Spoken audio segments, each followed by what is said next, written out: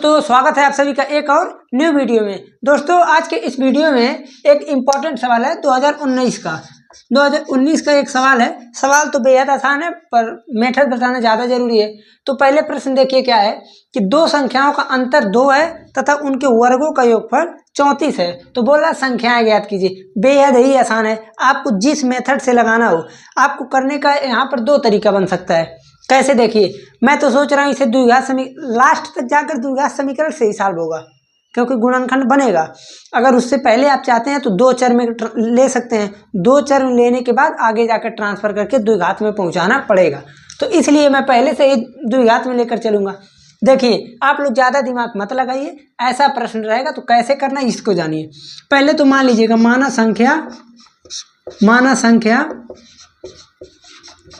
अब संख्या में भी कैसी, जैसे दो संख्या है ना, तो संख्या मान के अब गड़बड़ वाला काम नहीं। माना पहली संख्या इक्वल टू x।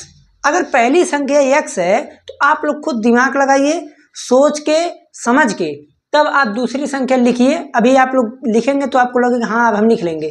कैसे देखिए, अगर पहली संख्या x है तो दूसरी संख्या क्या होगी। आप कहेंगे दो संख्याओं का अंतर 2 है। अगर अंतर 2 है, अब पहला 2 ही है तो दूसरा x प्लस 2 होगा ही होगा। भाई अंतर 2 है, समझिए। दूसरी संख्या क्या लिखेंगे हम, दूसरी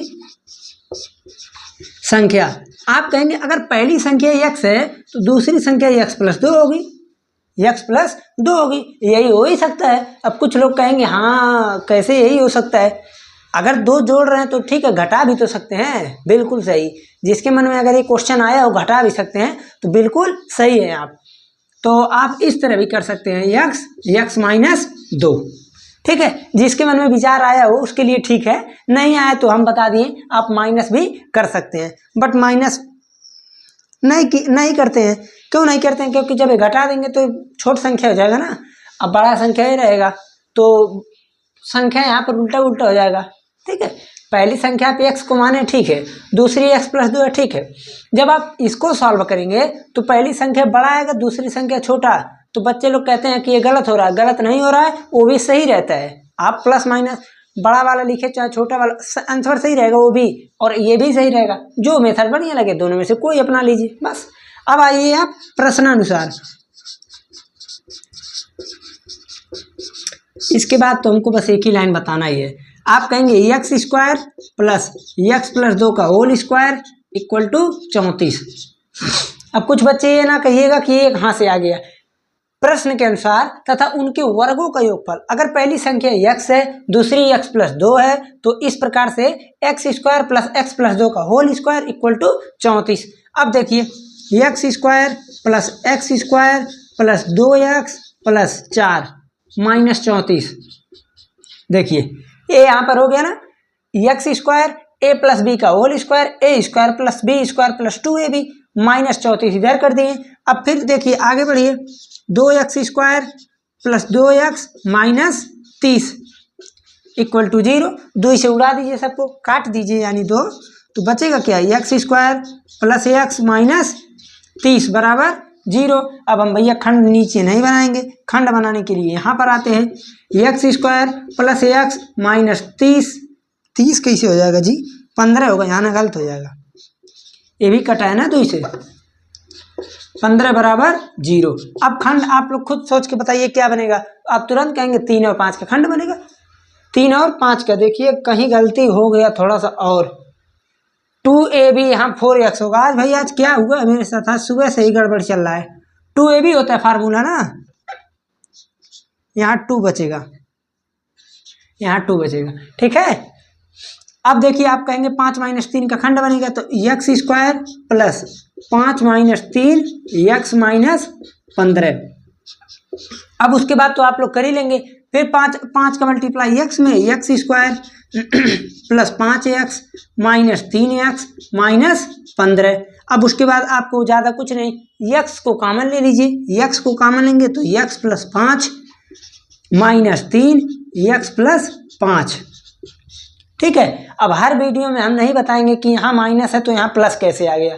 भाई आप लोग से हाथ जोड़ के यही कहेंगे, गुणनखंड का वीडियो जाकर देख लीजिए, अगर ना आता हो तो। आता हो तो भैया बहुत बढ़िया है। अब उसके बाद यहाँ से क्या करेंगे, x प्लस 5 को फिर से कॉमन, तो x माइनस 3। अब देखिए, अब ये एक बार इसको जीरो करेंगे, एक बार इसको जीरो करेंगे, तो यहाँ से करेंगे तो -5 और यहाँ से करेंगे तो 3 आएगा। आप कहेंगे कि -5 आंसर हो, भाई संख्या माइनस में कैसे होगा, आप दिमाग लगाइए। दो संख्याओं का अंतर 2 है, ठीक है, अंतर छोड़िए, -5 संख्या हो ही नहीं सकता है, ठीक है।